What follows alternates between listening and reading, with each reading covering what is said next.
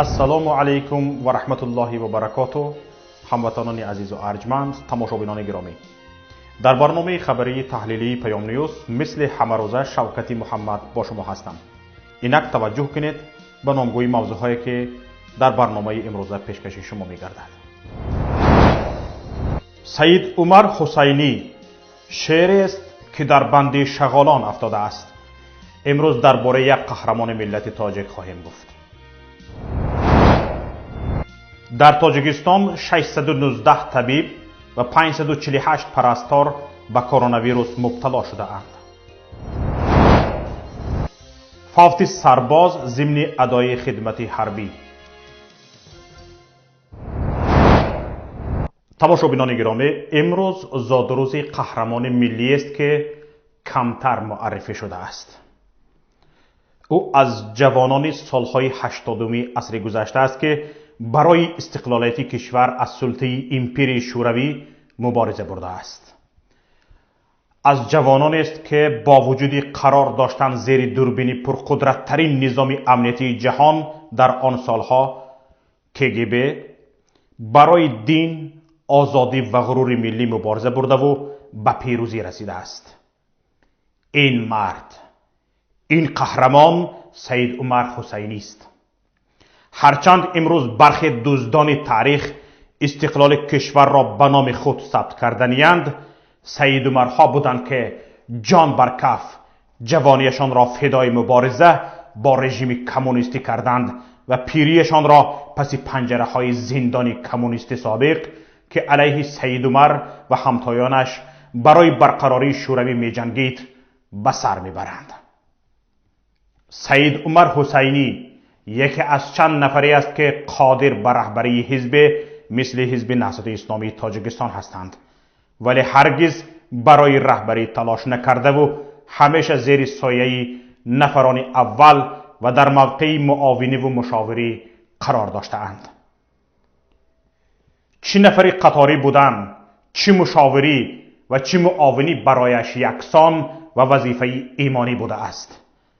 آدمانی مثل سید عمر حسینی به همان حد ایمانی و درک مسئولیت مسلمانی رسیدند که هر کارشان به خاطر یافتن رضای حق بوده است و برایشان توافت نداشته است که آن کار، آن وظیفهشان را در کدام سطح و موقع انجام میدهند. زندگی نامه این مرد خدا درک از این گفته ها میدهد و سزاوار است که ثبت تاریخ گردد. زمانی که همسالانش لنین برادر رهنما شعار میدادند و خود را نسل خوشبخت سویتی میپنداشتند، او جز این که در مکتب پیشصفترین خوانندگان بود، در مدارس پنهانی درس اسلامی میگرفت. در یک کشوری اتئیستی و دارای قوی‌ترین خدمات بیخطری که هر یک قدم شهروندانش زیر نظارت شدید قرار داشتند، گروه از علمای دین و جوانان بیدار ملت از قبیل سید عبدالله نوری و محمد شریف همتزاده مشرف شده بودند در شرق و جنوب تاجیکستان مدارس دینی پنهانی تأسیس دهند و صدها نورس و جوانان هوشمند را در آنها جمع آورند که بعداً این جوانان بدنه حرکت آزادیخواهی را تشکیل دادند. تحصیل سید عمر حسینی در مدارس سری به زمان اوج قدرت شوروی راست می آمد که این کشور صدای آزادیخواهی را نه تنها در داخلش محو ساخته بود، بلکه در تمام جهان با قدرت فرو می نشاند. بیخبر از آن که در بطنش جوانانی دارند، به وای می رسند که دیرتر یکی از اسباب فروریزی خونخوارترین امپریا در تاریخ می شوند. تحصیل مهنت طلبی دانشگاه سید عمر حسینی را از گرفتن تعلیم دینی منع نکرد و برابر وارد شدن به دانشگاه، کوچیدن به پایتخت در سال 1981 بلافاصله یکی از استادان جوان و بیدار آن دوره محمد شریف همتزاده را پیدا کرد و به ادامه تحصیل دینیش پرداخت. بعداً با عقاید نهضت اسلامی آشنا شد و به آن پیوست و تا زمان بازداشت و زندان شدنش در سال 2015، یعنی دوام 33 سال، یکی از فعالترین اعضای آن باقی ماند که نیمی از در مقام‌های راهبری قرار داشت. نه تنها خودش سید عمر حسینی به تحصیل دینیش در زمان دانشجویی ادامه داد، بلکه در دانشگاه به تبلیغ دینی مشغول بود. به فعالیتی که در زمان شوروی خیانت به وطن تلقی شده حکم سنگینی در پی داشت، حضور سید عمر حسینی و امثالش در دانشگاه ها سبب هدایت دانشجویان بسیار و توسط آنها پهن شدن علم شرعی به مناطق زیاده از جمله مناطقی شد که آنجا چراغ دین به کلی خاموش شده بود. بعد ختم دانشگاه در دهه مولانای دوشنبه سید عمر حسینی سکونت اختیار کرد، به دعوت پرداخت و به زودی چند مدارس سری دینی در خانه خودش و شاگردانش به راه انداخت. سید عمر حسینی در وقتهای فارغ از کار به تدریس نورسان و جوانان مشغول شد و کارش چنان رونق یافت که در مدت کوتاه تمام دهه مولانا به یک مدرسه بزرگی عموم جمهوریوی تبدیل شد. هر دوم خانه در این دهه به مدرسه مبدل گشت و مردم بین هم در تشکیل مدارس برای کودکان و نورسان در خانه‌شان مسابقه می‌کردند. از سراسر جمهوری کودکان و نورسان به این مدرسه جلب می‌شدند. سید عمر با این اکتفا نکرد و شاگردانش را که در علم دنیوی نیز پیشگام بودند به دانشگاه‌های کشور فرستاد. این اقدام نهضت اسلامی که با دست سید عمر حسینی و دیگر اعضای آن اجرا می‌شدند باعث شد صدها جوان بیدار به دانشگاه‌ها راه یابند و تبلیغ دین به همه گوشه‌های کشور برسد. در تأسیس حزب نهضت اسلامی اتحاد شوروی نیز شرکت مستقیم داشت. بعد آغاز درگیری‌ها در تاجیکستان همراه با دیگر اعضای حزب نهضت اسلامی تاجیکستان به افغانستان هجرت کرد و آنجا هم به رسالتش تعلیم و تدریس ادامه داد. مجاهدین و فرزندان آنها و مهاجرین دیگر را تعلیم دین میداد. بعد امضای سازشنامه صلح تاجیکان به کشور برگشت. بر اساس این سازشنامه که 30% وظیفه‌های دولتی باید به نمایندگان اتحاد نیروهای اپوزیسیونی تاجیک میرسید، به سید عمر حسینی ریاست ناحیه مومن‌آباد پیشنهاد شد، ولی خودی رئیس جمهور امام علی رحمانوف از او خواست قبل از پذیرفتن منصب ریشش را تراشد یا حداقل کوتاه سازد. سید عمر حسینی قطعا قبول نکرد و وقتی دوستانش گفتند که به خاطر خدمت به ملت می شود بعضی قربانی ها داد، پاسخش این بود: گپ در ریش نیست. اگر من این خواسته ناجایشان را قبول کنم، آنها در تحمیل کردن خواسته هایشان بالای من گستاختر می شوند. و کاملا حق برآمد. همه آنهایی که خواسته های غیر منطقی اولیه جانبی حکومت را تحمیل کردند بالاخره کاملا زیر فشار آن قرار گرفته دست و پایشان بسته شد. در سال 1999 دبیر کلی حزب نهضت اسلامی تاجیکستان سید عمر حسینی انتخاب شد و سال 2010 وکیل پارلمان گشت. از کمترین وکیلانی بود که علیه هر قانون ضد مردمی صدا بلند میکرد و با شدت علیه ناعدالتی قرار میگرفت. بارها برایش بر عوض دست کشیدن از فعالیت حزبی منصب‌های بلند در حکومت پیشنهاد شد، ولی قبول نکرد. 2 ماه قبل از بسته شدن حزب در خارج کشور قرار داشت و ریاست حزب نهضت اسلامی تاجیکستان به او پیشنهاد کرد به کشور بر نگردد، چون خطری بازداشت تهدیدش میکرد. ولی با صراحت این پیشنهاد را رد کرد و پاسخ داد: این سنت الهی است که گروه باید زندان شوند تا حق پیروز شود و مردم به آزادی برسد. وقتی میخواست برای شرکت در یک کنفرانس به الماتا پرواز کند، از داخل طیاره بازداشت شد. روز اول با او خیلی با احترام مناسبت کردند و برایش منصب وزیری چند وزارت را پیشنهاد کردند که یکی را میتواند انتخاب کند. در عوض طلبشان این بود که یک بیانیه رسمی علیه رئیس حزب نهضت اسلامی تاجیکستان محی الدین کبیری بدهد، ولی سید عمر حسینی با قطعیت رد کرد. چون دیدند که نمی شود سید عمر حسینی را با مال و منصب خرید، خلطه در سرش پوشانیدند و با اتاق استنتاق برده آنقدر زدند که هیچ عضوی از بدنش لط نخورده باقی نماند. وقتی پس از 3 هفته شکنجه ها به وکیلش میسر شد به واخوریش برود و از وضع سلامتیش پرسد، با همان شوخی به خودش خواست پاسخ داد که قبلا پایم درد میکرد، لیکن بعد لط و کوب اینها درست شد. در حجره محبس با یک نفر دیگر نگهداری میشد. قرآن را از دست نمیگذاشت و پیوسته با آن مشغول بود. آن همسایش گاهی میگفت بیا یک کمی چخچخ کنیم. در جواب قرآن را به دست او میداد و میگفت تو نگاه کن من بخوانم. همسایش را هم ایمانش از انکار نگاه کردن قرآن باز می داشت و روزی دراز نگاه میکرد و سید عمر تکرار می گفت کاش حکم را دیرتر صادر میکردند تا من حفظم را تمام کنم. چنین هم شد و در 9 ماه نگهداریش در بازداشتگاه موقتی در 56 سالگیش موفق شد سید عمر حسینی قرآن را که قبلا تنها 8 پاره اش را از یاد میدانست به کلی حفظ کند. از روی نقلیان همسایش هرگز راه افتاده نشده است و هیچ اثری پشیمانی یا تغییری هدف و اندیشه از او دیده نشده است. همیشه با همان روح سرشار از ایمان و باوری به حق بودنش باقی مانده است. دوام این 9 ماه خانواده‌اش امکان ملاقات با او را نداشتند و نمیدانستند که در چه وضع و روحیه سید عمر حسینی قرار دارد. پندارشان این بود که سید عمر مایوس و دلشکسته است. خواهر بزرگش در غم او افسرده شده نزدیک بود از پا درافتد. وقتی بعد صدور حکم اجازه ملاقات پیدا کردند حیرتشان را کنار نبود.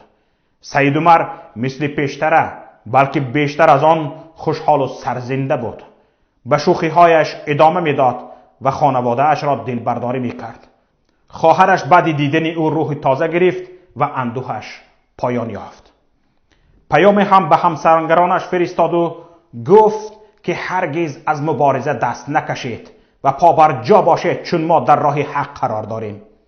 حالا از زمان شروع پاندمی هیچ خبری درباره سید عمر حسینی نیست. نزدیکانش نمیتوانند با او ملاقات کنند و تنها به اطلاع مقامات مبنی بر اینکه حالش خوب است امید میبندند. عادت حکومت‌های دیکتاتوری، غیر مردمی و ترسو این است که همیشه قهرمانان و شیرمردان ملت را میکشند و زندانی میکنند، زیرا آنها میتوانند مردم را رهبری و راهنمایی کنند. اما حکومت‌ها نه همیشه موفق میشوند. در اکثر حالتها شیرمردان به حماسه تبدیل میشوند و گاها حتی نامشان انقلاب میکند. سید عمر حسینی شیر است که در بند شغالان افتاده، اما غرور و صلابتش را حفظ کرده است. شیر در بند هم شیر است و شغال در سلطنت هم شغال. اکنون چند خبر و رویدادها از رسانه‌های دیگر را در گزارش همکارم عایشه محمدی بشنوید. دفتر نمایندگی سازمان ملل متحد در تاجیکستان گزارشی را درباره وضعیت وابسته به کووید 19 در کشور نشر کرد. در ارزیابی هفته‌انه خود با تکیه به معلومات وزارت تندرستی گفته است از زمان پهشوی بیماری همگیر 1701 کارمند طب از جمله 619 پزشک و 548 همشیره شفقت به کرونا ویروس نو مبتلا شدند. سبب اساسی کمبود تجهیزات محافظتی شخصی به ویژه در روزهای اول پنجشنبه بیماری گفته شده است. مقامات تاجیکستان روز 30 اپریل از موردهای نخستین گرفتاری به کرونا ویروس نو در کشور خبر دادند، ولی گزارش‌های مستقل میگویند بیماری هنوز ماه مارس پنهان شده بود. در گزارش نوی دفتر نمایندگی سازمان ملل متحد وضع بیماری همگیر در تاجیکستان تا 8 ایون بررسی شده است. طبق گزارش تاجیکستان در هفته 6 پنجشنبه بیماری قرار دارد و موردهای گرفتاری به کرونا ویروس 11% افزایش یافته، حدود 60% بیماران شفا یافتند. دفتر نمایندگی سازمان ملل متحد ظرفیت تست ها در کشور را روزانه 450-500 نموده گفته است که توسط 6 آزمایشگاه در دوشنبه از جمله یک آزمایشگاه خصوصی و 3 تشخیصگاه دیگر در باختر و خوجند و کولاب انجام می شوند. روز 6 ایون تیم فوری طبی از لهستان عبارت از 16 متخصص همراه با 3 کارشناس سازمان جهانی تندرستی به تاجیکستان رسیدند. انتظار می‌روند متخصصان لهستانی با هدف کمک به مؤسسه‌های طبی به منطقه‌های گوناگون تاجیکستان سفر کنند. گروه اولی متخصصان روز 9 ایون به بدخشان رفتند. در نظر است در هفته‌های آینده تیم فوری متخصصان طبی و آزمایشگاهی از روسیه و بریتانیا به تاجیکستان بیایند.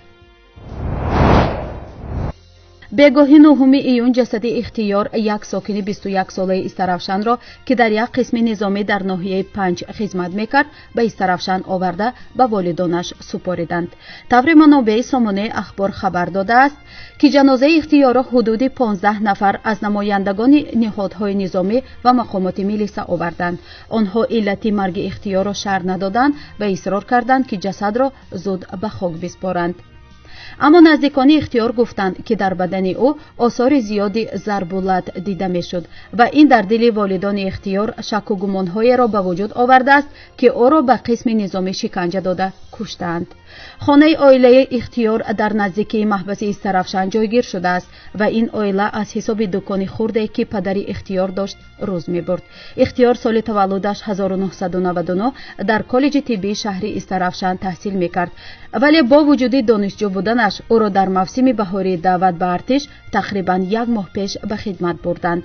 او را برای ادای خدمت حربی به قسم نظامی نیروهای مرزبانی در ناحیه 5 واقع در مرز تاجیکستان با افغانستان فرستادند و او در همانجا وفات کرده است.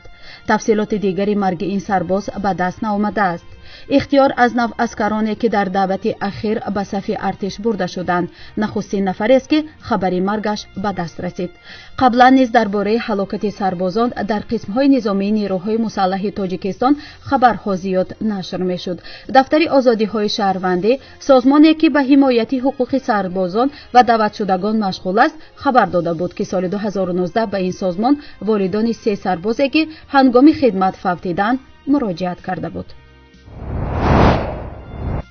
بنا به اطلاع رسمی مرکز مطبوعات وزارت تندرستی و حفظ اجتماعی اهالی جمهوری تاجیکستان تا ساعت 18 ایون در کشور 4763 نفر با تشخیص سرایت کرونا ویروس نو کووید 19 آشکار گردیده. از این بیماری تا امروز در مملکت 2947 نفر شفا یافتند.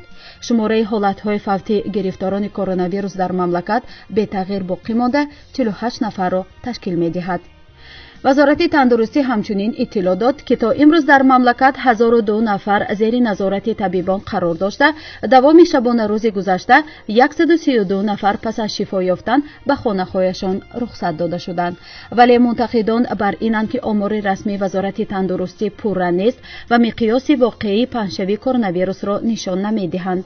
در سامانه kvtg.info که رویخط آلترناتیوی قربانیان کرونا ویروس و پنیمونیا در تاجیکستان را ترتیب داده ایستادند، تا امروز اسمی 426 قربانی احتمالی را جمع آوردند. همچنین روز 9 ایون مقامات ولایت مختار کوهستان بدخشان رسما تصدیق کردند که در پی روز زدنی بیماری کرونا ویروس تنها در این ولایت 22 نفر جان باختند، 14 نفر در بیمارخانه ولایتی و 8 نفر در دیگر مؤسسه‌های طبی.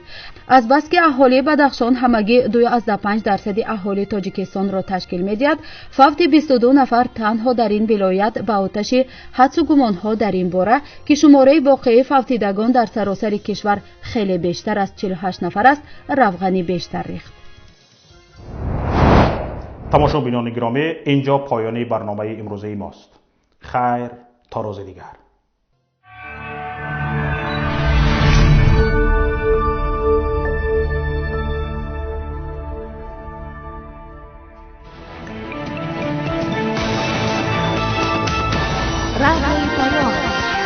در فضای سیاست صدای جدید. رادیوی پیام. علم، فرهنگ، نوید. رادیوی پیام. مشورت، بحث، گفت و شنید. در تمام دنیا روی رسانه اینترنتی رادیو پیام .net